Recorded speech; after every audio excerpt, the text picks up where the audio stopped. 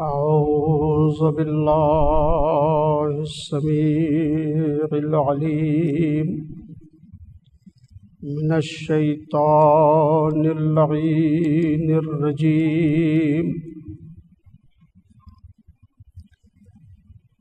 لا حول ولا قوة إلا بالله العلي العظيم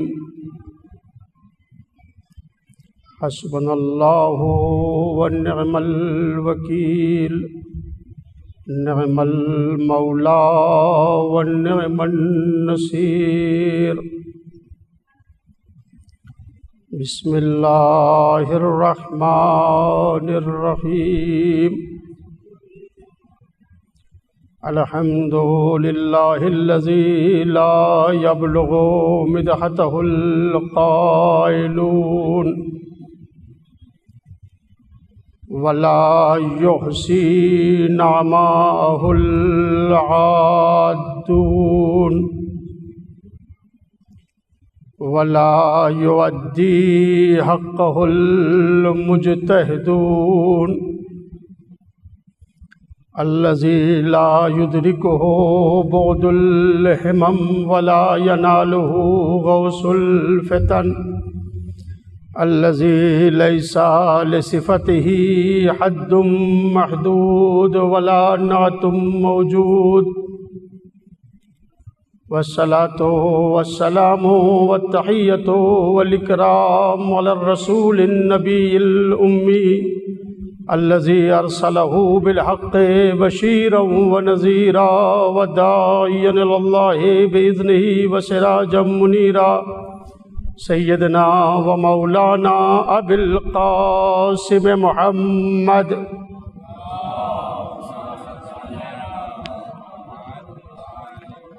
وعلى أهل بيته الطيبين الطاهرين المعصومين الذين أذهب الله عنهم الرجس وطهرهم تطهيرا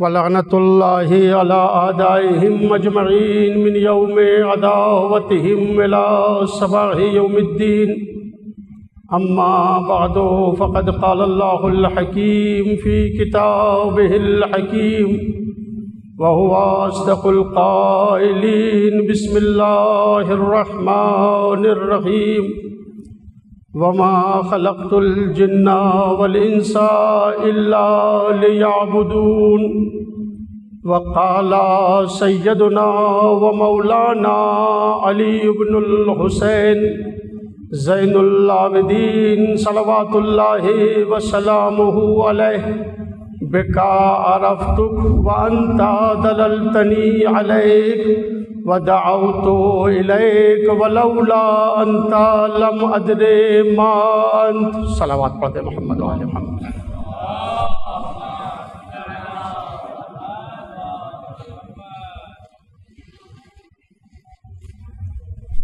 شب شہادت امام العارفین امام الصابرین امام الشاکرین حضرت علی بن الحسین زین العابدین صلوات اللہ وسلم علیہ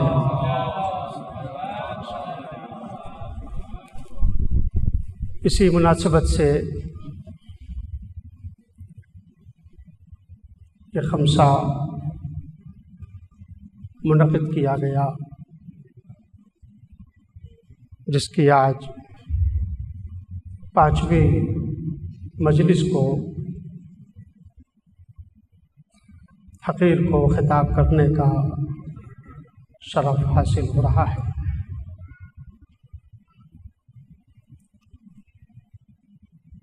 میں نے اپنے عنوان کے لیے قرآن حکیم کی مشہور و معروف آیت اور اسی کے ساتھ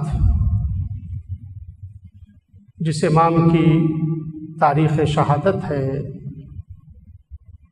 ان کی نورانی دعائے ابو حمزہ صومالی کے چند فقرات کی تلاوت کا شرف حاصل کیا۔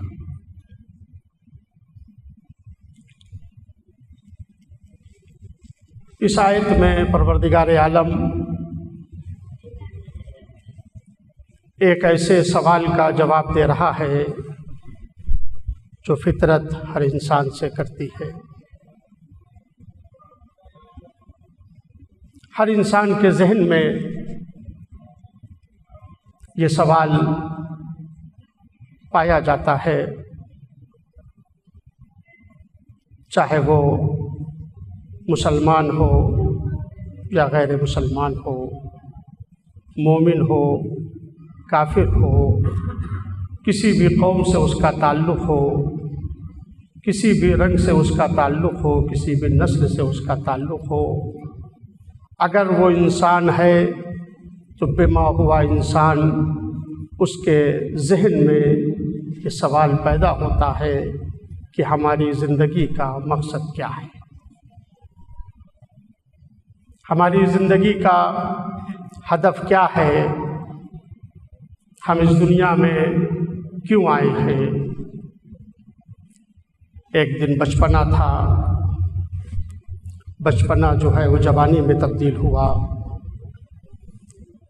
اور زمانہ گزرا، یہ جوانی بڑھاپے میں تبدیل ہو گئی، اور ایک دن یہ انسان اس دنیا سے رخصت ہو گیا۔ آخر جو ہم نے زندگی گزاری ہے، ہمیں جو یہ حیات ملی ہے، ہم نے جو اس دنیا میں قدم رکھا اور بچپنا جوانی میں تبدیل ہوا، جوانی ضعیفی میں تبدیل ہوئی، اور ایک دن ہمیں قبر کے حوالے کر دیا گیا، ہم اس دنیا سے رخصت ہو گئے، ہم اس دنیا سے چلے گئے، تو آخر اس زندگی کا ہدف کیا ہے، اس زندگی کا مقصد کیا ہے؟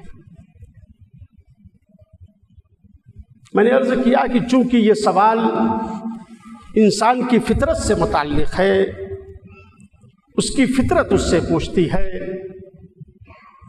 تو مسلمان اور غیر مسلمان سب نے مل کر اپنی زندگی کے ہدف کو، اپنی زندگی کے مقصد کو طے کرنا چاہا ہے۔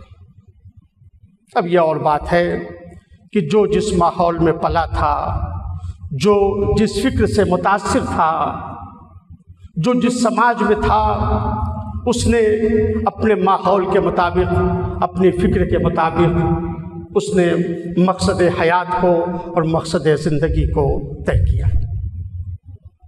آپ دیکھیں، جو کمیونسٹ کہے جاتے ہیں، جو خدا کو نہیں مانتے، جو ملحد کہے جاتے ہیں، انہوں نے بھی اپنی تحقیق کا عنوان اسے قرار دیا کہ مقصد حیات کیا ہے، مقصد زندگی کیا ہے۔ آپ اگر انٹرنیٹ پہ سرچ کریں گے تو آپ کو بہت ساری کتابیں، بہت سارے مضامین، جو بڑے بڑے دنیا میں اسکالر کہے جاتے ہیں، دانشور کہے جاتے ہیں، پڑھے لکھے لوگ کہے جاتے ہیں، انہوں نے اپنی تحقیق کا اور اپنی ریسرچ کا یہ موضوع قرار دیا، اور مقصد حیات کو طے کرنا چاہا ہے کہ ہمارے آنے کا مقصد کیا ہے، ہماری زندگی کا مقصد کیا ہے، اور ہم اس دنیا میں کیوں آئے ہیں۔ لیکن عزیزو، میں بس ایک جملہ کہہ کے آگے بڑھنا چاہتا ہوں، پیدا ہونے والوں کو یہ حق نہیں ہے کہ وہ فیصلہ کرے کہ ہم کیوں پیدا ہوئے ہیں، پیدا کرنے والے کو یہ حق ہے کہ وہ فیصلہ کرے کہ ہم نے کیوں پیدا کیا ہے۔ پیدا ہونے والے جب مقصد حیات کو طے کریں گے، مقصد زندگی کو طے کریں گے، تو آپ دیکھیں اس میں ایک نظریہ ان فلسفیون کا ہے، ان فلاسفہ کا ہے جو مادہ پرست ہے، جو مادیون کہلاتے ہیں،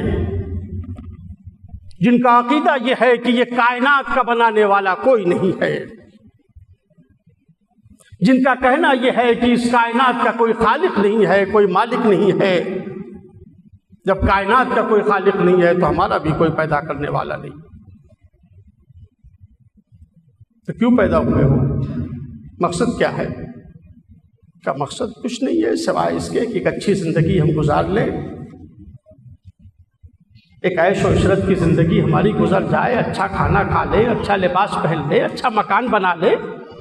یہی زندگانی دنیا ہے کہ عیش و عشرت میں ہماری یہ زندگی گزر جائے۔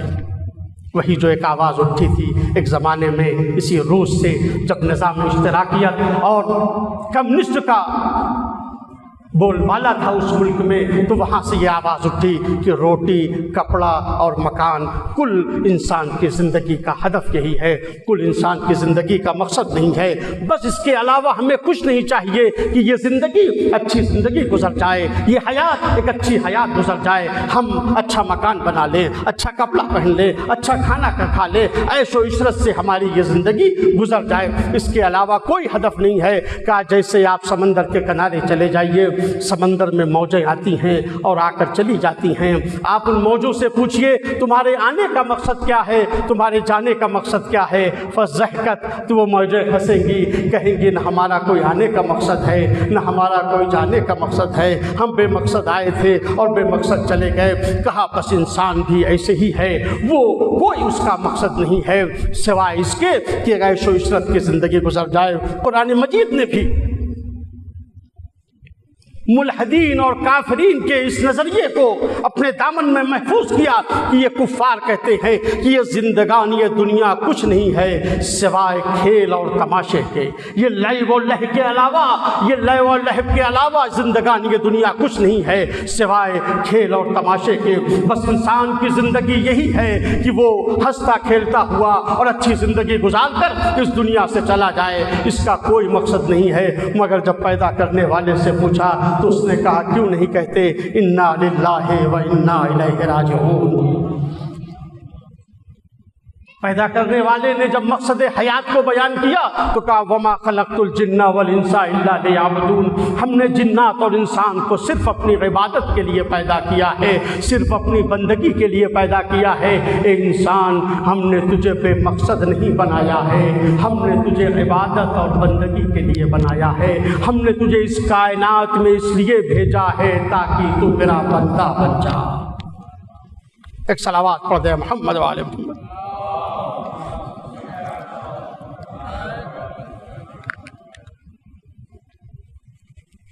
ہم نے تجھے اس کائنات میں اور اس دنیا میں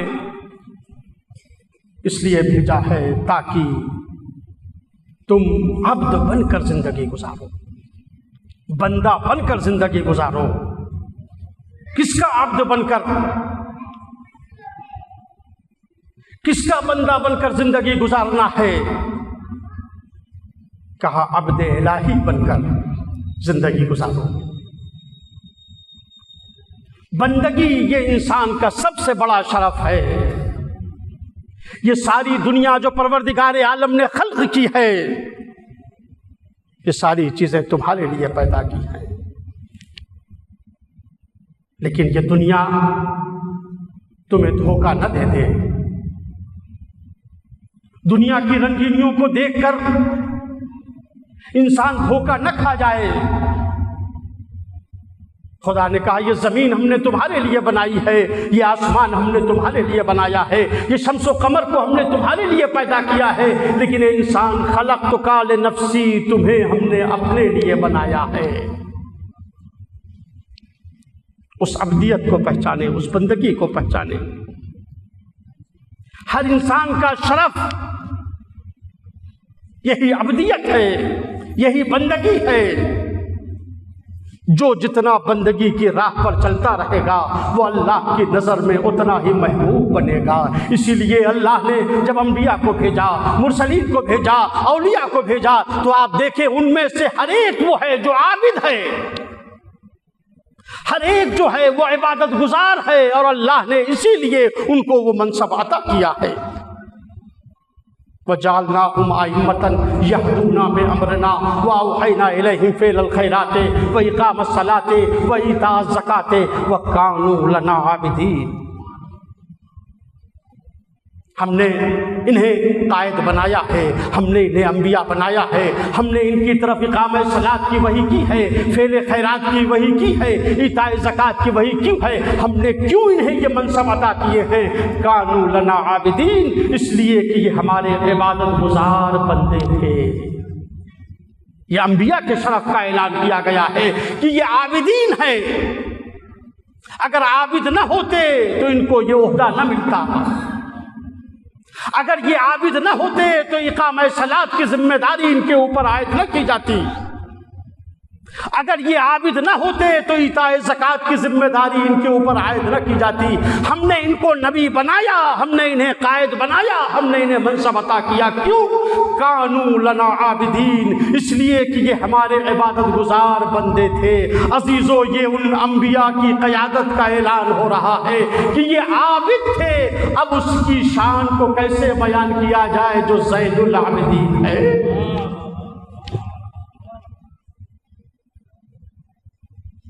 کیا شرف ہے ہمارے اور آپ کے چوتھے امام کا۔ یہ لقب جو پروردگار عالم نے چوتھے امام کو عطا کیا ہے، کسی نبی کو یہ لقب نہیں ملا، کسی ولی کو یہ لقب نہیں ملا۔ یہ لقب ملا ہے چوتھے امام کو،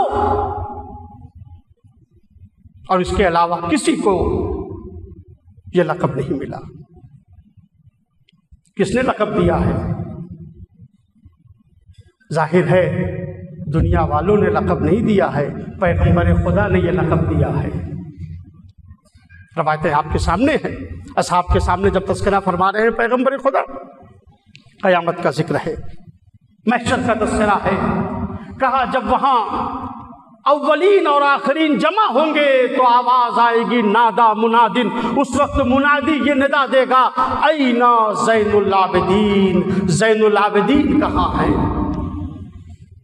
پیغمبر فرماتے ہیں کہ جب قیامت کے دن یہ آواز آئے گی کہ زین العابدین کہاں ہے، تو اس وقت میرے حسین کا بیٹا آگے بڑھے گا، آواز دے گا لبیک مولائی، لبیک مولائی۔ پروردگار، دنیا میں بھی تیری آواز کے اوپر لبیک کہی ہے، اور آج قیامت میں بھی تیری آواز کے اوپر لبیک کہہ رہا ہوں۔ کیسی عبادت ہے، کیسی بندگی ہے۔ خود ہمارے اور آپ کے پانچویں امام حضرت محمد باقر صلوات اللہ وسلام علیہ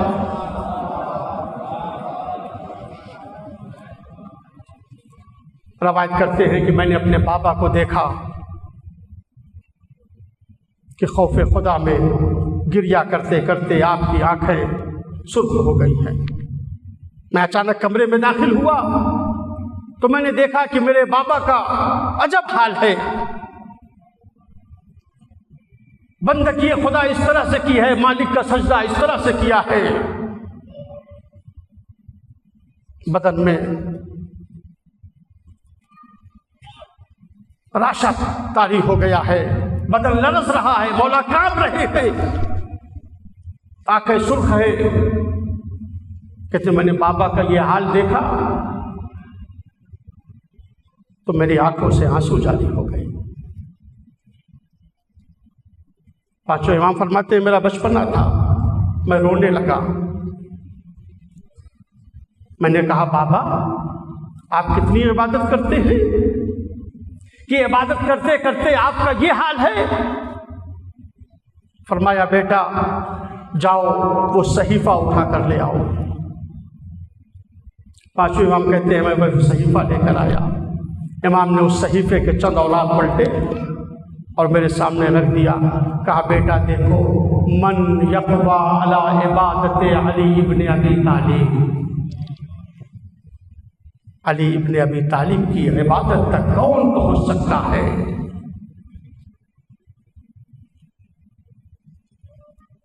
کیسی عبادت ہے، پورا سلسلہ ہے عبادت کا۔ وہ چوتھے امام کی جن کی عبادت کو دیکھ کر تعجب ہو رہا ہے، وہ فرماتے ہیں کہ جہاں میرا جد ہے عبادت کی منزل کے اوپر، اس منزل تک کون پہنچ سکتا ہے؟ یہی وجہ ہے کہ جنگ صفین میں جب مولا کائنات کے پیر میں وہ تیر لگا، وہ مشہور روایت جو آپ سنتے ہیں، اور امام حسن مجتبیٰ علیہ السلام سے یہ پوچھا گیا کہ مولا یہ بتائیے کہ یہ تیر جو ہے کیسے نکالا جائے آپ کے بابا کے پیروں سے؟ امام نے فرمایا کہ جب میرا بابا مصلی عبادت کے اوپر آئے تب اس تیر کو نکالا جائے۔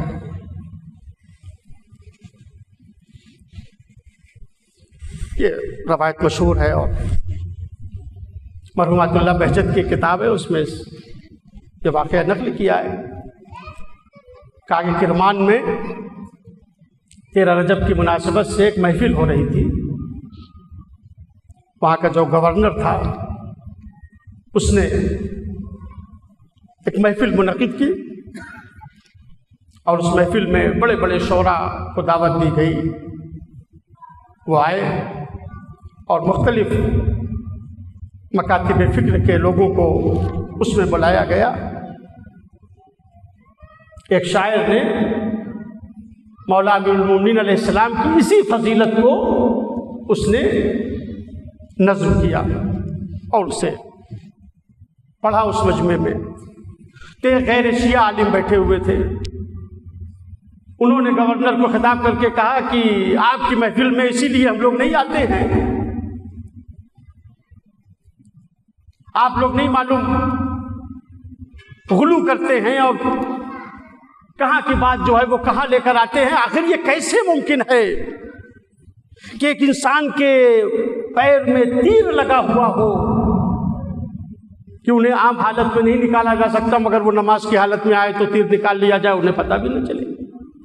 آیت اللہ بہجت لکھتے ہیں، آیت اللہ بہجت اپنے درس میں فرماتے ہیں، جو پھر بعد میں کتابی شکل میں شائع ہوا، کہتے ہیں وہ گورنر جو تھا وہ بہت پڑھا لکھا انسان نہیں تھا، لیکن جیسے ہی اس غیر شیعہ عالم نے اعتراض کیا، اس گورنر نے قرآن مجید کی آیت پڑھی، کہا کیا تم نے سورہ یوسف کو نہیں پڑھا؟ کیا تم نے سورہ یوسف کی یہ آیت نہیں پڑھی؟ کہا کون سی آیت؟ کہا یہ آیت جہاں پروردگار عالم یہ ارشاد فرما رہا ہے کہ مصر کی عورتوں نے جب یوسف کو دیکھا، رَأَیْنَہُ، جب انہوں نے اسے دیکھا، وَأَکْبَرْنَہُ، اور اسے بڑا شمار کیا، وَقَطَّعْنَا أَیْدِیَہُنَّ، تو انہوں نے یوسف کے جمال کو جب دیکھا تو اپنی انگلیاں کاٹ لی۔ کہا قرآن اس واقعے کو نقل کر رہا ہے کہ اگر مصر کی عورتیں جمال یوسف میں مہ ہو جائیں تو وہ اپنی انگلیاں کاٹ لیتی ہیں، اب اگر علی ابن ابی طالب جمال پروردگار میں مہ ہو جائیں اور تیر نکال لیا جائے تو تعجب کی کیا بات ہے؟ ایک صلوات پڑھ دیں محمد وعلى محمد پہ۔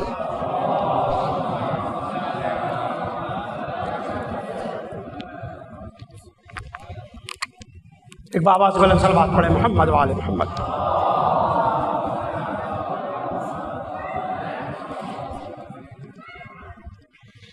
لہذا عزیزو، یہی عبادت ہے اور یہی بندگی ہے، یہی اطاعت پروردگار ہے جس سے انسان کو بلندی حاصل ہوتی ہے، انسان معراج کی منزلوں پر پہنچتا ہے۔ الا لیعبدون، تفاسیر اہل بیت میں جب اس کے معنی بیان کیے تو کہا الا لیعبدون، یعنی الا لیعرفون، اللہ نے اس لیے پیدا کیا ہے جن و انس کو تاکہ یہ اللہ کی معرفت حاصل کرے، تاکہ یہ اللہ کو پہچانے۔ یہ انسان کی زندگی کا مقصد ہے، معرفت پروردگار، معرفت الہی۔ معرفت کے سلسلے میں اگر آپ احادیث دیکھیں، آپ معصومین کے ارشادات دیکھیں، پیغمبر خدا حضرت محمد مصطفیٰ صلی اللہ علیہ وآلہ وسلم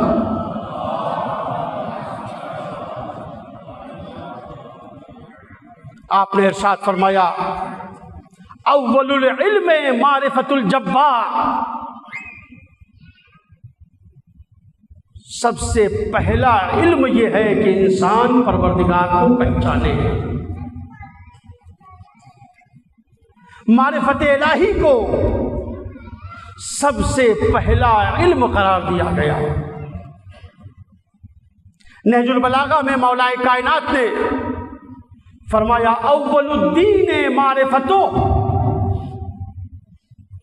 دین کی ابتدا ہوتی ہے، دین کا آغاز ہوتا ہے معرفت پروردگار سے۔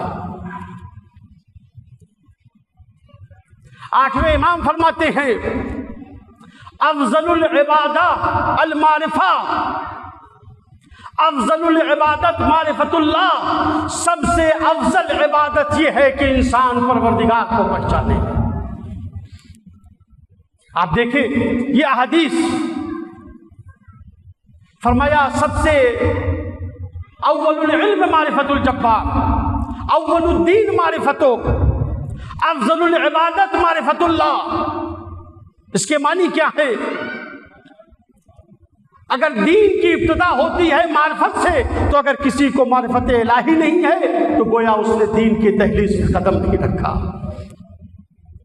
دین کی ابتدا ہوتی ہے معرفت پروردگار سے، اس کے معنی یہ ہے کہ اگر کوئی خدا کو نہیں پہچانتا ہے تو اس نے معرفت کی منزل میں قدم نہیں رکھا ہے۔ افضل عبادت خدا کی معرفت ہے، اس کے معنی یہ ہے کہ اگر کوئی اللہ کو نہیں پہچانتا ہے تو اس نے عبادت کا حق ادا نہیں کیا ہے۔ بنیادی شرط ہے عزیزو معرفت الہی، معرفت پروردگار۔ اب ہر انسان خدا کو پہچاننے کا اس کے پاس اپنا ایک طریقہ ہے، اپنی ایک دلیل ہے،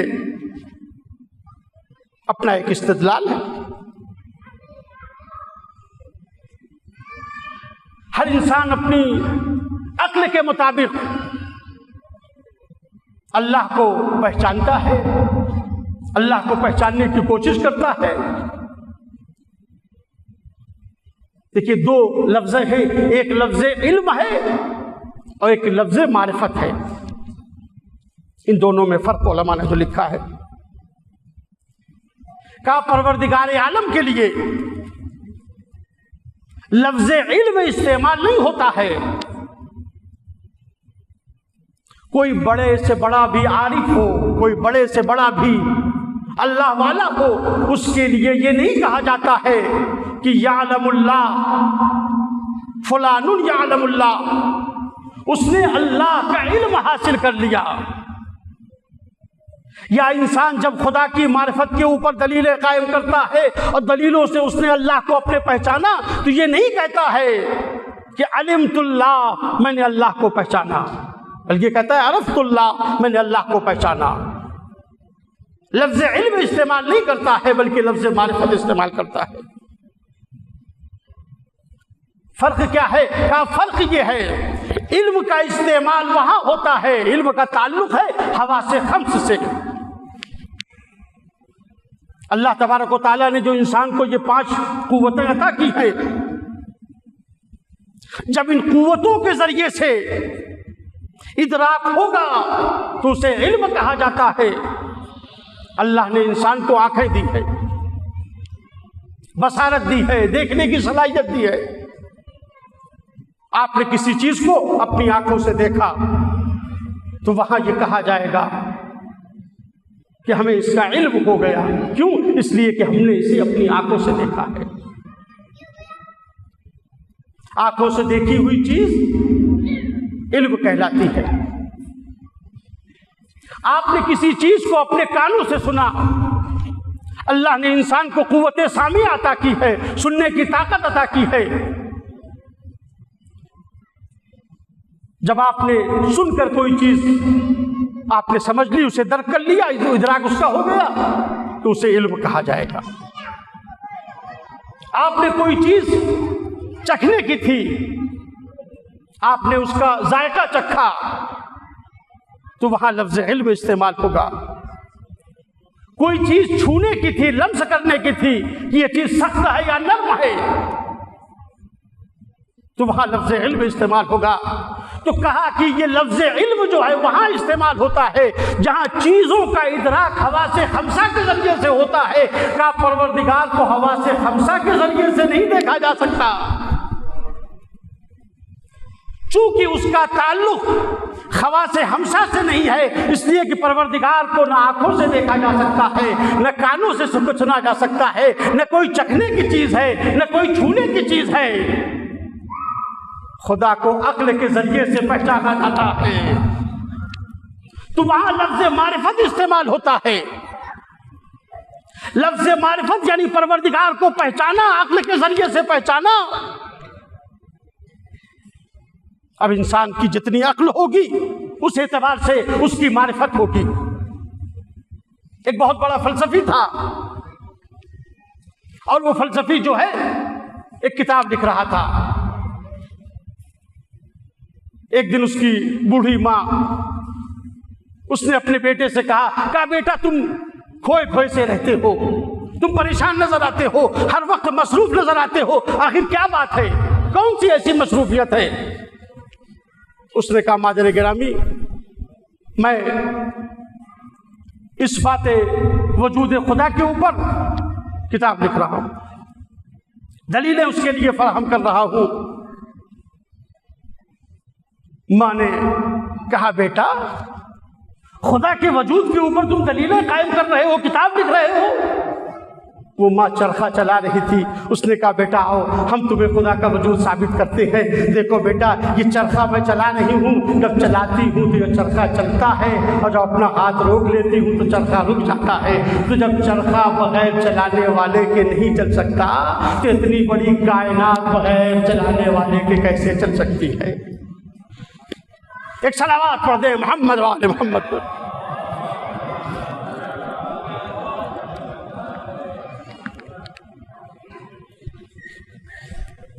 اس نے وجود خدا کے اوپر، معرفت خدا کے اوپر اس نے دلیل قائم کر دی۔ ہر انسان اپنے اعتبار سے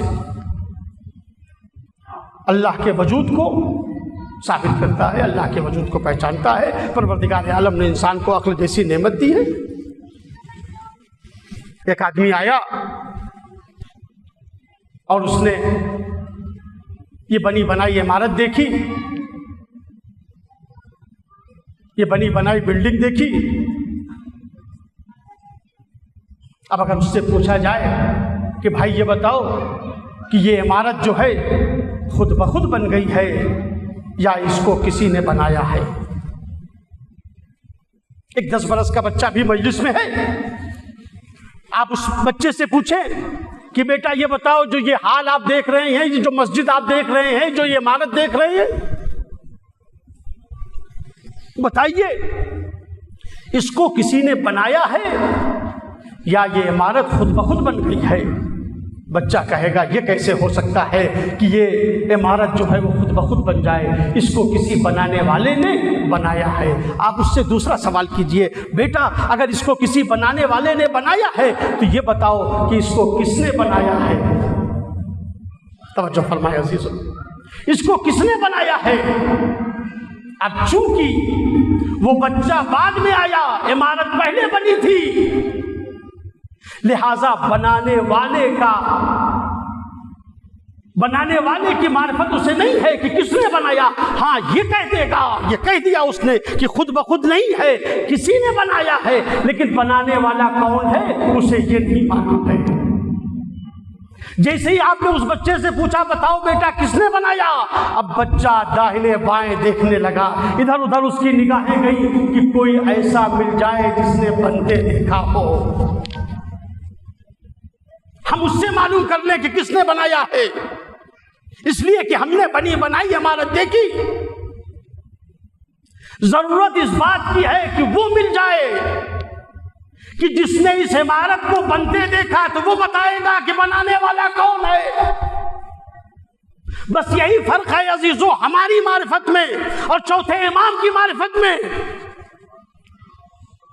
ہم نے جب اس کائنات میں قدم رکھا ہم نے زمین کو دیکھا، ہم نے کہا جب زمین ہے تو کوئی اس کا پیدا کرنے والا بھی ہوگا۔ ہماری نگاہ آسمان کے اوپر گئی، ہم نے کہا آسمان ہے تو کوئی اس کا خالق ہوگا۔ ہماری نظر شمس و قمر کے اوپر گئی، ہم نے کہا چاند سورج ہے تو کوئی ان کا پیدا کرنے والا ہوگا۔ یعنی ہم نے بنی بنائی کائنات کو دیکھا تو کائنات کو جب ہم نے بنی بنائی دیکھا، سجی ہوئی کائنات کو دیکھا، اس کائنات کے چلتے ہوئے نظام کو دیکھا تو ہم نے کہا اس زمین کا بنانے والا کوئی ہے، اس آسمان کا بنانے والا کوئی ہے، اس کائنات کو چلانے والا کوئی ہے۔ عزیزو کیوں؟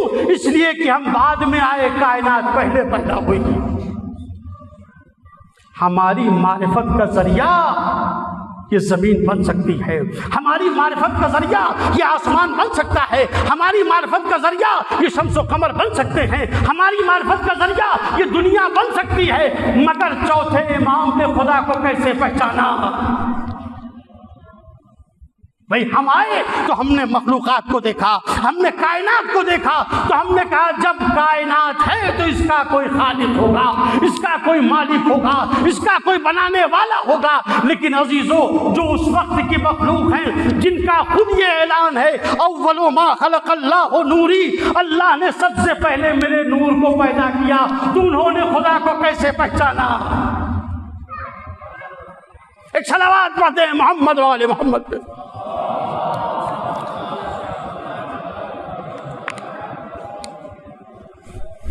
جن کا یہ اعلان ہے اول ما خلق اللہ نوری، اللہ نے سب سے پہلے میرے نور کو پیدا کیا ہے، تو جو نور اول ہیں جن کی خلقت اس وقت ہو رہی ہے جب کائنات کا پتہ ہی نہیں تھا، زمین و آسمان کا پتہ ہی نہیں تھا، انہوں نے اپنے خدا کو کیسے پہچانا، انہوں نے اپنے مالک کو کیسے پہچانا؟ دعائے ابو حمزہ شمالی کی یہ فقرات جس کی میں نے تلاوت کی ہے، چوتھے امام اسی سوال کا جواب دے رہے ہیں۔ تم نے زمین کے ذریعے سے خدا کو پہچانا، آسمان کے ذریعے سے خدا کو پہچانا، اس کائنات کے ذریعے سے خدا کو پہچانا، مخلوق کے ذریعے سے خالق کو پہچانا ہے، لیکن چوتھے امام فرماتے بیکار رفتک پروردگار میں نے تجھے تیرے ہی ذریعے سے پہچانا،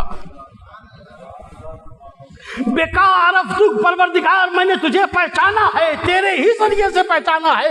وَأَنْتَ دَلَلْتَنِي عَلَيْكَ، اور پروردگار تو نے میری رہنمائی کی ہے اپنی طرف، وَأَنْتَ دَلَلْتَنِي عَلَيْكَ، تو نے مجھے رہنمائی کی ہے، اور کوئی تیری معرفت میں اور مجھ میں اور کوئی ذریعہ نہیں ہے۔ انت دللتنی علیہ، تو رہنما ہے۔ آپ جا رہے ہیں یہاں سے باہر، آپ کو مثلا شہر کے قدس جانا ہے، کسی علاقے میں جانا ہے، آپ سیدھے جا رہے تھے، وہاں ایک سائن بورڈ نظر آیا جس میں لکھا ہوا تھا کہ مثلا شہر کے قدس کا راستہ ادھر ہے، آپ اس طرف چلے گئے، یہ بورڈ جو لگا ہوا تھا یہ ہے دال، اور جس علاقے میں آپ کو جانا ہے وہ ہے مدلول، یعنی دو چیزیں ہیں، ایک ہے دال، ایک ہے مدلول، ایک ہے رہنما، ایک ہے وہ علاقہ جدھر آپ کو جانا ہے۔ مگر چوتھے امام فرما رہے انتا دللتنی علیک، پروردگار تو نے اپنی رہنمائی کی ہے اپنی طرف، یعنی جو دال ہے وہی مدلول ہے، جو مدلول ہے وہی دال ہے۔ وَدَعَوْتَ إِلَيْكَ، کو پروردگار تو نے اپنی طرف مجھے دعوت دی ہے۔ وَلَوْلَا أَنْتَ لَمْ أَدْرِ مَا أَنْتَ، چوتھے امام فرماتے پروردگار اگر تو نہ ہوتا تو میں نہ جانتا کہ تو کیا ہے، اگر تیری رہنمائی نہ ہوتی تو میں نہ پہچانتا کہ ما انتا، تو کیا ہے، تو کون ہے۔ عزیزو بس یہی فرق ہے امت کی معرفت میں اور اہل بیت کی معرفت میں۔ امت وہ ہے جو مخلوق کو دیکھ کر خالق کو پہچانتی ہے، اور امام وہ ہے جو خالق کو دیکھ کر خالق کو پہچانتے ہیں۔ بیکار افدک پروردگار تیرے ہی ذریعے سے تجھ کو پہچانا ہے، تو نے اپنی طرف دعوت دی ہے۔ دعائے صباح میں مولا کائنات حضرت امیر المومنین علی ابن ابی طالب صلوات اللہ وسلم علیہ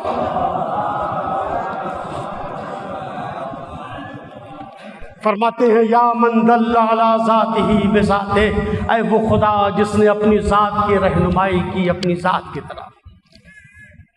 بیکار افدک، تیرے ذریعے سے تجھے پہچانا، یا من دل علی ذاتہ بذاتہ، اے وہ خدا جس نے اپنی ذات کی رہنمائی کی اپنی ذات کی طرف، یعنی خالق کے ذریعے سے ہی خالق کو پہچانا ہے۔ یہی وجہ ہے ایک آنے والا آیا امیر المومنین کے سامنے، اور آنے کے بعد وہ بس یہی دیکھنا چاہتا ہے کہ امیر المومنین کا طریقہ معرفت کیا ہے، آیا علی کا جو طریقہ معرفت ہے وہی طریقہ معرفت ہمارا ہے، یا ہماری جو معرفت کی دلیل ہے اور امیر المومنین کی جو معرفت کی دلیل ہے اس میں فرق ہے۔ سوال کرتا ہے کہ یا علی یہ بتائیے آپ نے خدا کو کیسے پہچانا؟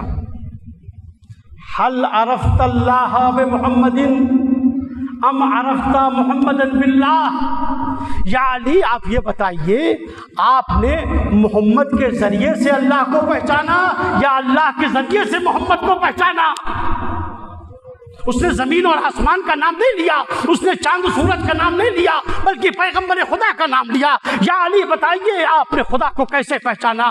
آپ نے محمد کے ذریعے سے خدا کو پہچانا یا خدا کے ذریعے سے محمد کو پہچانا؟ امیر المومنین نے فرمایا ما عرفت اللہ محمد، ہم نے محمد کے ذریعے سے خدا کو نہیں پہچانا بلکہ پہلے اسے خدا مانا ہے تو اس کے بھیجے ہوئے کے اوپر ایمان لے آیا۔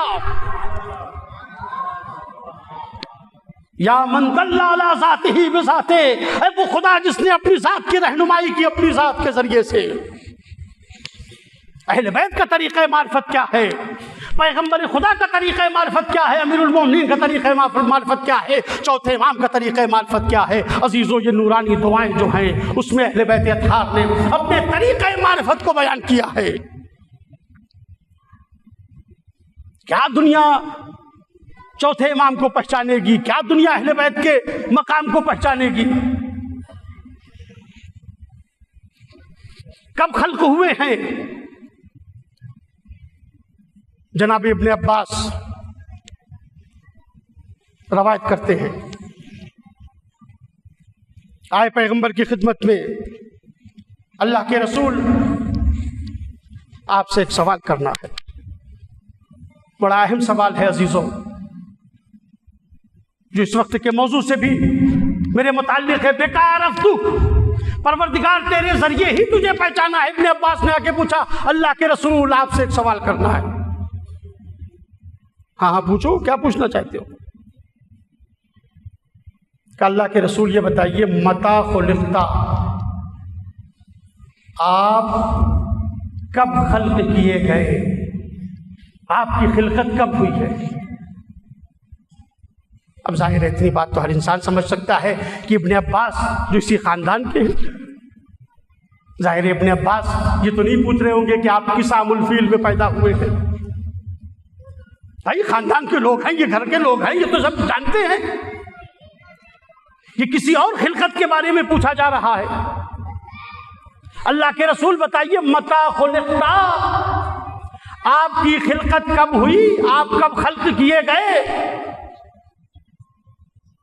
جیسے ابن عباس نے یہ سوال کیا، پیغمبر خدا نے فرمایا ان اللہ خلقنی وخلق علیا۔ سوال ہے پیغمبر سے کہ آپ کب خلق ہوئے ہیں؟ نبی نے جب جواب دیا تو کہا کہ اللہ نے مجھے خلق کیا اور میرے بھائی علی کو خلق کیا، یعنی دونوں کی خلقت کو ایک ساتھ سمجھنا ہوگا۔ ان اللہ خلقنی وخلق علیا، اللہ نے مجھے خلق کیا اور میرے بھائی علی ابن ابی طالب کو خلق کیا۔ کب خلق کیا؟ قبل ان یخلق آدم، آدم کی خلقت سے پہلے۔ ہمارا ذہن حضرت آدم تک پہنچتا ہے، ورنہ انہوں نے اپنی کوئی حد نہیں بتائی۔ جب پوچھنے والے نے پوچھا تو کہا قد کنت نبیا وآدم بین الماء والطین، میں اس وقت بھی نبی تھا جب آدم آب و گل کے درمیان تھے۔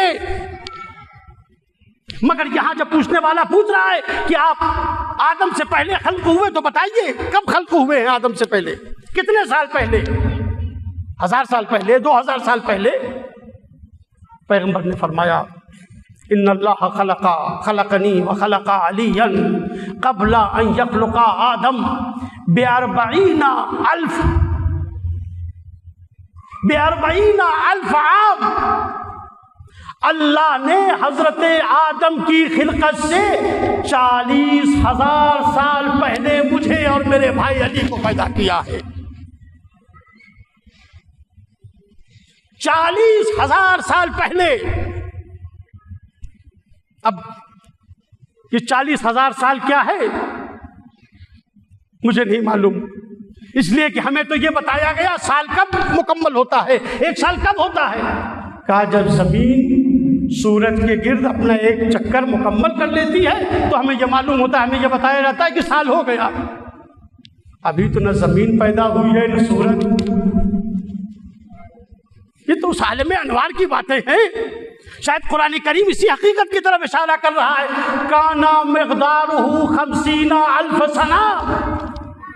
وہاں کے سال کو معلوم کرنا چاہتے ہو کہ وہاں کا سال کیسا ہوتا ہے تو تمہاری دنیا کا ایک دن، تمہارے دنیا کا 50,000 سال نوری سال کا ایک دن ہے۔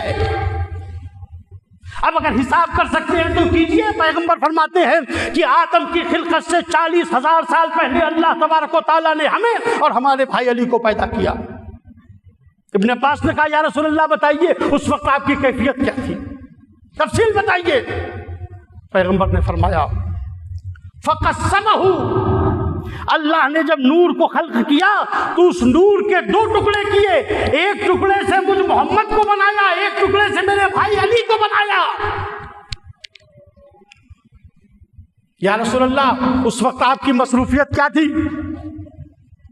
جب آپ کو اللہ نے خلق کر دیا، ایک نور کے 2 ٹکڑے کیے، ایک سے آپ کو خلق کیا، ایک سے آپ کے بھائی علی کو پیدا کیا، اللہ کے رسول آپ بتائیے اس وقت آپ کی مصروفیت کیا تھی؟ پیغمبر خدا نے فرمایا وَجَعَلَنَا عَنْ يَمِينِ عَرْشِهِ، اللہ نے ہمیں عرش کے داہنی طرف قرار دیا۔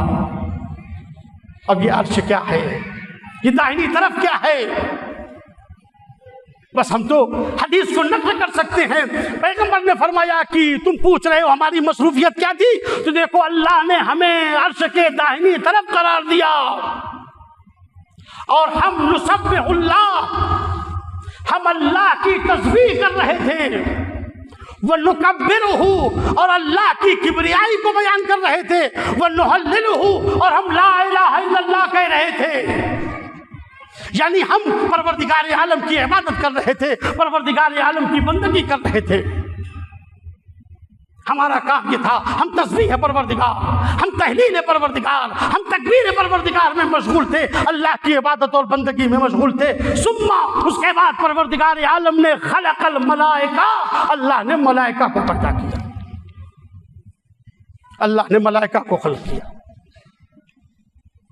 پیغمبر فرماتے ابن عباس جب اللہ نے ملائکہ کو خلق کیا، ملائکہ پیدا ہو گئے، تو ملائکہ کی نگاہیں اپنے خالق کو تلاش کرنے لگی،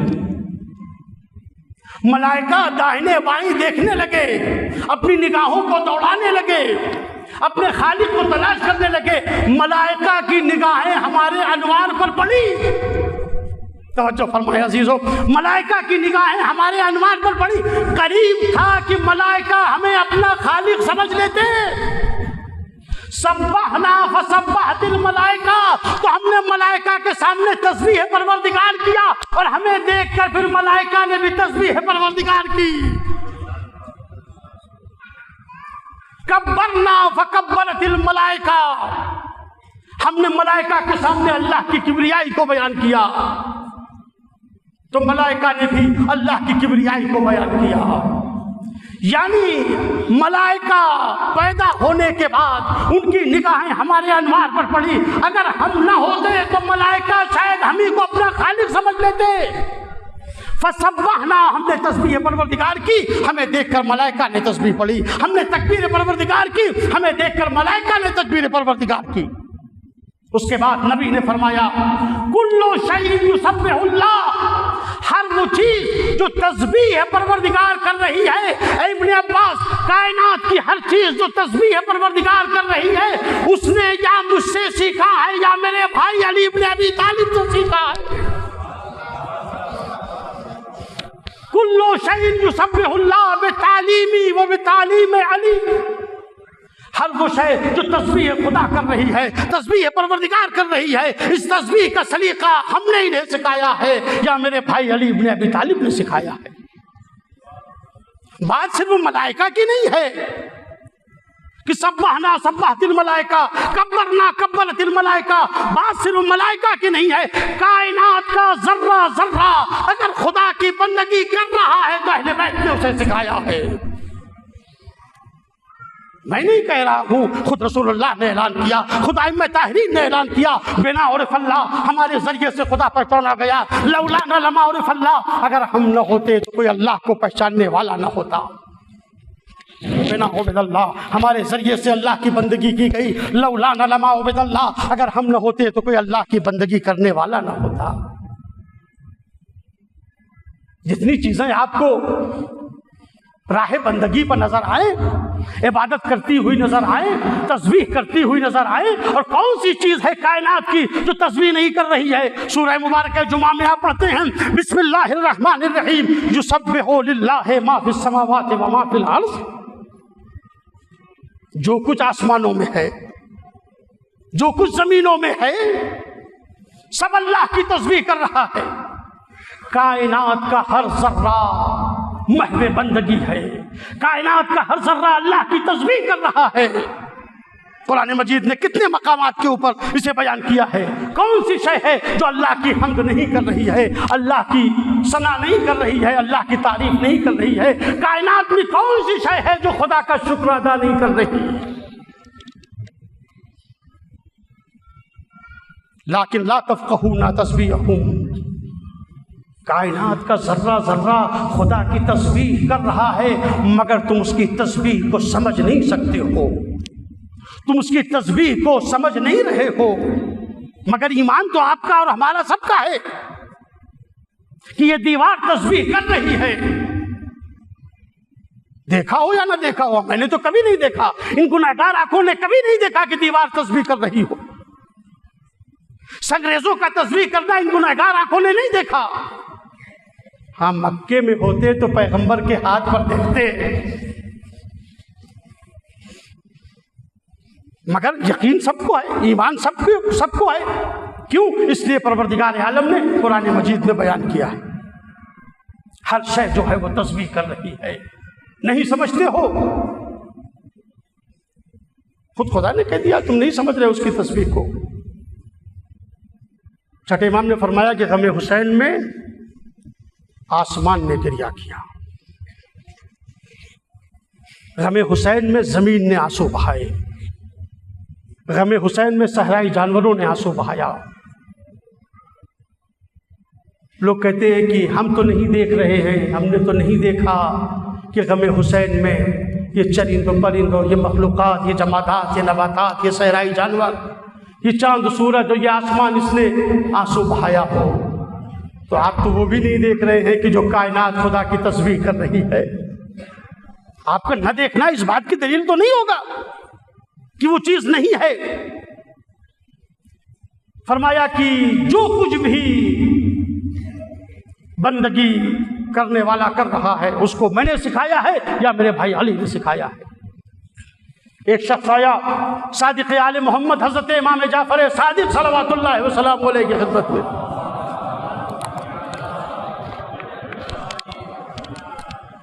اور اس نے آ کے سوال اپنے انداز سے کیا اور کہتا ہے فرزند رسول، یہ جو قرآن کی آیت ہے کہ ہر چیز پروردگار عالم کی تسبیح کر رہی ہے،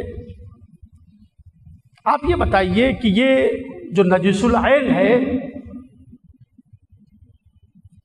یہ کس بات کے اوپر تسبیح کر رہا ہے؟ امام نے فرمایا کہ کائنات کی ہر شے اللہ کی تسبیح کر رہی ہے، ہر مخلوق اللہ کی تسبیح کر رہی ہے، اور نہ کہ صرف تسبیح کر رہی ہے بلکہ اپنی خلقت کے اوپر اس کا شکر بھی ادا کر رہی ہے۔ کہا فرزند رسول بتائیے نجس العین جسے اللہ نے بنایا ہے، یہ سور، یہ خنزیر، یہ کس بات کے اوپر اللہ کا شکر ادا کر رہا ہے؟ جیسے اس نے یہ سوال کیا، امام کے لبوں پر مسکراہٹ آئی، کہا آپ سوال کیا ہے تو اس سوال کا جواب بھی سن لو۔ ہاں ہاں مولا بتائیے، یہ نجس العین ہے، یہ کس بات کے اوپر اللہ کا شکر ادا کر رہا ہے؟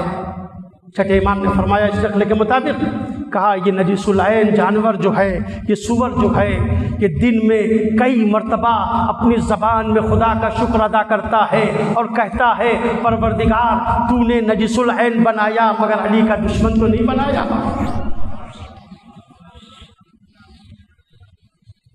ہر شے عزیزوں جس نے اہل بیت کی عظمت کو پہچانا ہے، اگر نہیں پہچانا اہل بیت کی عظمت کو تو انسانوں نے نہیں پہچانا۔ اہل بیت کے مرتبے کو اگر نہیں پہچانا تو انسانوں نے نہیں پہچانا، ورنہ کیا فاطمہ کا لال اسی قابل تھا؟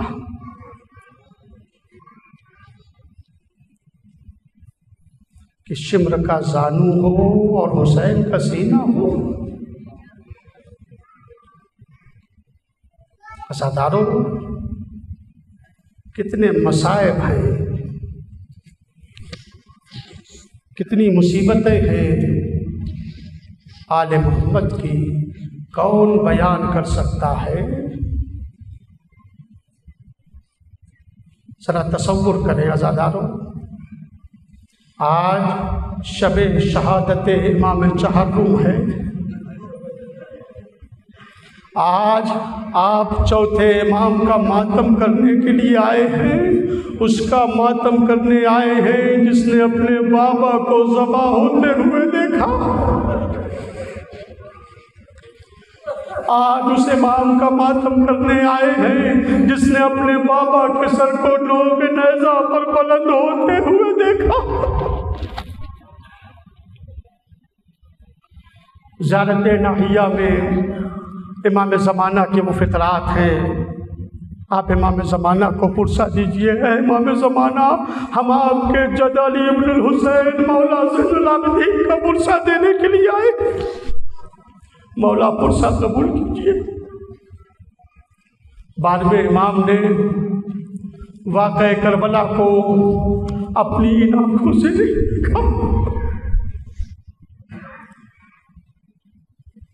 9 نسلوں کے بعد واقعہ کربلا جب ہوا ہے، یہ امام حسین کے 9 فرزند ہیں، امام زمانہ اس کے بعد اس دنیا میں آئے ہیں، لیکن فرماتے ہیں جب مصائب حسین کا تذکرہ کرتے ہیں تو فرماتے ہیں میرے جد حسین آپ کے اوپر صبح و شام آنسو بہاؤں گا، وَلَا أَنْتُمَنَّكَ صَبَاحًا وَمَسَاءً، اے میرے جد آپ کے اوپر صبح و شام گریا کروں گا، وَلَا أَبْكِيَنَّ عَلَيْكَ بَدْلَ الدُّمُوعِ دَمًا، اور میرے جد حسین آپ کے اوپر خون کے آنسو بہاؤں گا۔ اے عزاداروں ذرا تصور کریں، جب امام زمانہ نے اپنی آنکھوں سے اس منظر کو نہیں دیکھا تو خون کے آنسو رو رہے ہیں، صبح و شام گریا کر رہے ہیں، ہائے چوتھے امام کا کیا عالم ہوا ہوگا جنہوں نے سارے مصائب کو اپنی نگاہوں سے دیکھا۔ سن 95 ہجری میں امام کی شہادت ہے، 35 سال واقعہ کربلا کے بعد زندہ رہے، مگر ہر وقت گریا کر رہے ہیں، ہر وقت رو رہے ہیں، آنسو بہا رہے ہیں۔ کھانا سامنے آیا، مولا کھانا نوش کر لیجئے، کہا کیسے کھانا کھاؤں، میرا بابا بھوکا مارا گیا۔ مولا کھانا نوش نہیں کر رہے ہیں، پانی ہی پی لیجئے، کہا کیسے پانی پیوں، میرا بابا پیاسا ذبح کیا گیا۔ ایک مرتبہ کسی چاہنے والے نے کہا فرزند رسول ہر وقت رویا کرتے ہیں، ہر وقت گریہ کیا کرتے ہیں، مولا کبھی بازار کی طرف چلے جائیے شاید آپ کا دل بہل جائے۔ بس بازار کا نام سنا چیخ مار کے روئے۔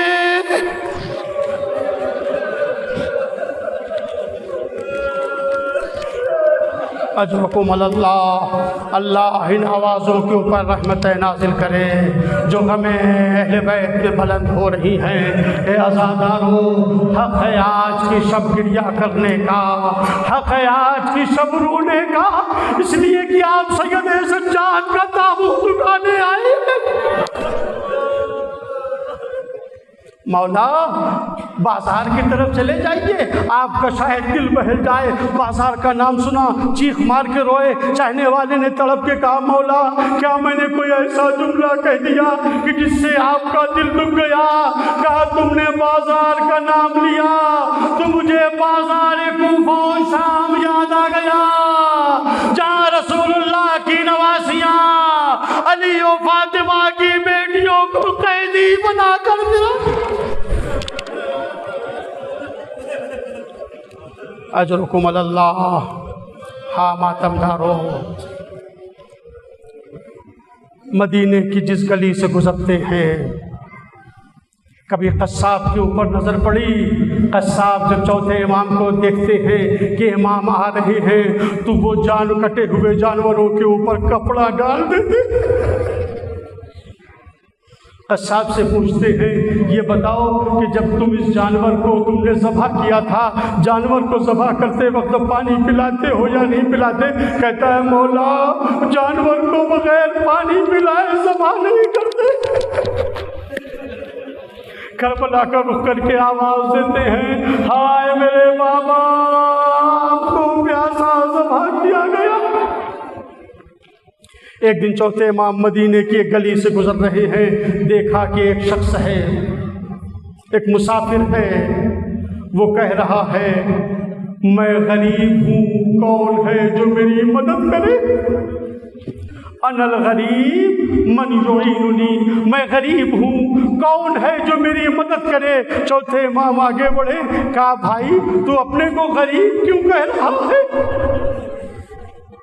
اس نے کہا میں غریب ہوں، میں مسافر ہوں، اس لیے میں اپنے کو غریب کہہ رہا ہوں۔ امام نے کہا میں تجھ سے سوال کرتا ہوں، یہ بتا ان قدر لک الموت، اگر تجھے اس مدینے میں موت آ جائے تو کیا تجھے غسل و کفن ملے گا؟ تجھے دفن کیا جائے گا؟ اس نے کہا یہ رسول اللہ کا شہر ہے، کیسے ہو سکتا ہے؟ مجھے پورا یقین ہے کہ اگر میری موت واقع ہو جائے تو مجھے غسل بھی دیا جائے گا، مجھے کفن بھی دیا جائے گا اور مجھے دفن بھی کیا جائے گا۔ کہا بھائی تو غریب نہیں ہے، ارے غریب الوطن تو میرا بابا تھا۔ کربلا کا رخ کر کے آواز دی السلام علیکہ یا ابا عبداللہ۔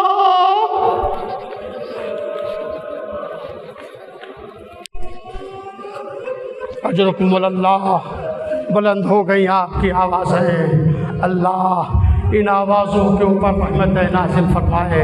بس عزادارو مجلس تمام ہو رہی ہے، اسی دعائے ابو حمزہ صومالی میں چوتھے امام جب پروردگار عالم کی رحمت کا سوال کرتے ہیں، کہتے ہیں پروردگار اس وقت مجھ پر رحم کرنا جب میں بستر شہادت کے اوپر ہوں، جب میں بستر موت کے اوپر ہوں اور میرے اندر اتنی طاقت نہ ہو کہ میں کروٹ بدل سکوں، میرے اعزاء اور میرے عاقب اور میرے اقارب مجھے کروٹ بدلا رہے ہو۔ اس کے بعد فرماتے ہیں اے پروردگار میرے اوپر اس وقت رحم کرنا جب میرا لاشا تختہ غسل کے اوپر ہو اور مجھے غسل دیا جا رہا ہو۔ عزادارو سخت ترین منزل کی طرف چوتھے امام نے اشارہ کیا ہے اور پروردگار سے دعا کی ہے پروردگار جب غسل خانے میں نیک افراد مجھے غسل دے رہے ہو تو پروردگار اس وقت مجھ پر رحم کرنا۔ اے عزادارو 3 غسل ہیں جو بڑے اہم ہیں، انشاءاللہ بہت مصاب ہوں گے، بہت گریا کریں گے۔ عزیزوں، دو غسل اس سے پہلے ہیں۔ ایک غسل وہ ہے جب مولائے کائنات صدیقہ طاہرہ کو غسل دے رہے تھے، جب امیر المومنین صدیقہ طاہرہ کو غسل دے رہے تھے اور بچوں کو یہ سمجھا کے گئے ہیں، یہ نصیحت کر کے گئے ہیں، بیٹیوں سے یہ کہہ کے گئے ہیں بلند آواز سے گریہ نہ کرنا، بیٹیاں آہستہ آہستہ سسکیاں دے رہی ہیں اور امیر المومنین صدیقہ طاہرہ کو غسل خانے میں غسل دے رہے ہیں۔ غسل دیتے دیتے ایک مرتبہ علی کی آواز بلند ہوئی، علی کی چیخ نکلی۔ جب باہر آئے بچوں نے پوچھا بابا آپ کیوں روئے؟ کہا کہ تمہاری مادر گرامی کی پسلیاں ٹوٹی تھی۔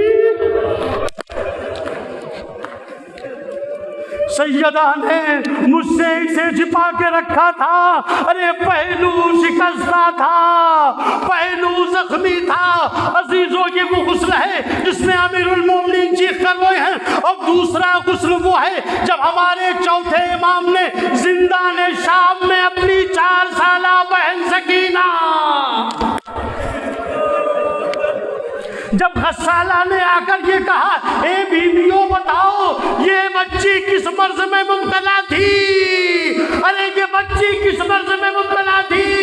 سید سجاد نے کہا کسی مرض میں مبتلا نہیں تھی، اونٹ کی ننگی پیٹھ پر منہ کے بل لٹا کر رسی سے میری بہن کو باندھ دیا گیا۔ بس عزادارو، یہ تیسرا غسل ہے جو خود چوتھے امام کا ہے۔ جب امام محمد باقر علیہ السلام اپنے بابا کو 25 محرم کو غسل دے رہے تھے تو غسل دیتے دیتے ایک مرتبہ 5ویں امام کی چیخ بلند ہوئی، آواز بلند ہوئی۔ جب باہر آئے فرمایا ارے میرے بابا کو 35 سال پہلے جو توق پہنایا گیا تھا اس کا زخم میرے بابا کے گلے میں ابھی بھی ہے۔ آئے میرا بابا اس عالم میں اس دنیا سے گیا۔ اے عزادارو، سید سجاد کا تابوت ہے، مگر ذرا سنبھل کے تابوت اٹھائیے گا، اس لیے کہ گلا بھی زخمی ہے، ہاتھ بھی زخمی ہے، کمر بھی زخمی ہے۔